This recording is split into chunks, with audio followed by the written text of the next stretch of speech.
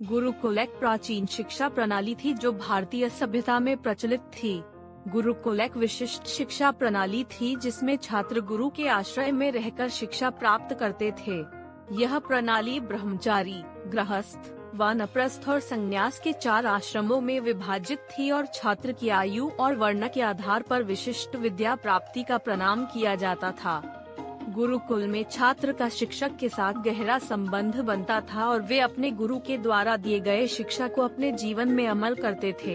इस प्रणाली में शिक्षा का प्रमुख ध्येय छात्र को आध्यात्मिक और सामाजिक मूल्यों की समझ देना था, जिससे वह समाज में सफलता प्राप्त कर सके। गुरुकुल का प्रमुख लक्ष्य छात्र के आत्मविकास और आध्यात्मिक उन्नति की सहायता करना था। गुरुकुल में विभिन्न कला, विज्ञान, धर्म, योग, संगीत, वाणी, शस्त्र विद्या, चिकित्सा आदि के विषयों पर शिक्षा दी जाती थी। गुरुकुल प्रणाली के अंतर्गत छात्र शिक्षा के साथ साथ गुरु के द्वारा नियत कार्यों, योग्यताओं और सीमाओं का भी आदर करते थे। उन्हें विद्या के साथ साथ जीवन के मूल्यों की भी सीख दी जाती थी।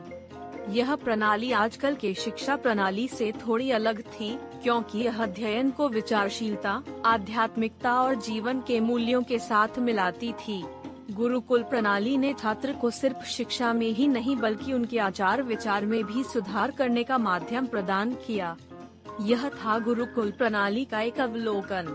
यह भारतीय संस्कृति का महत्वपूर्ण हिस्सा था जिसने छात्रों को ज्ञान, दर्शन और आदर्शों की महत्वपूर्ण सीख दी।